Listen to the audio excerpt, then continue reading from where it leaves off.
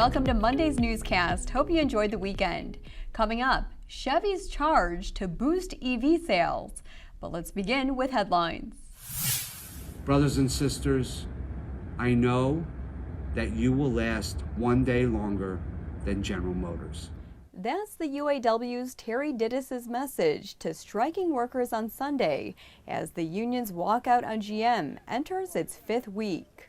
On Sunday, the UAW increased strike pay to $275 a week, up from $250. Striking workers are now also allowed to take on part-time work to supplement their income as long as they fulfill their picket duties. The announcement came 2 days after the union formally responded to GM's latest proposal. Diess told members that the union's new offer addressed all of the issues that remain unsettled. He provided no details. Reuters reported that GM's latest offer agreed to make temporary workers permanent with 3 years of service, and those workers would get a $3,000 ratification bonus. Permanent employees would get a $9,000 ratification bonus, up $1,000 from GM's original offer. Talks resume today. Volkswagen Group is reportedly weighing options for its Lamborghini supercar brand. Bloomberg, citing sources familiar with the matter, reports the options include a sale or a stock listing. VW denied the report, saying it has no plans for either move. Meanwhile, VW Group boss Herbert Diess doesn't think the automaker's push toward electric vehicles will hurt margins. Diess telling an Italian newspaper that VW's advantage is that all of its brands will use the same platform and batteries.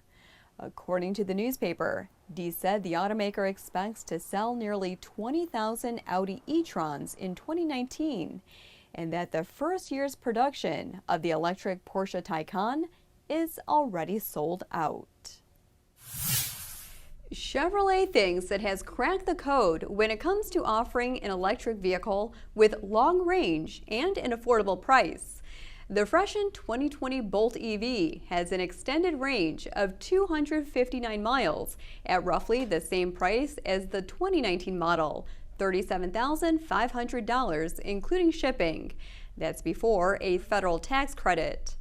But as our Hannah Lutz reports, Chevy officials say EV sales will only take off if there's more dealer and consumer education. Mike Hayes, the Bolt's marketing manager, says the deepest understanding often comes from actually driving an EV. Chevy has offered auto show test drives and has included EVs in GM's Maven car-sharing fleet. But it's also leaning on its experts, the engineers, to communicate with customers and enthusiasts. Bolt certified dealers get training for selling the car, and they have chargers installed on site. Chevy sees the Bolt as a springboard to an all-electric future for GM. The automaker plans to launch 20 new all-electric and fuel cell vehicles globally by 2023. Overall, battery electric vehicles made up only 1.6% of U.S. retail sales through July. That, according to J.D. Power. Automotive news reporters have been visiting dealerships across the U.S. in recent months, exploring challenges and opportunities facing retailers. We're talking succession, employee turnover, stair-step incentive programs, and more. You can find in-depth stories in today's print and digital editions of Automotive News. It's all part of our special Retail Reality section.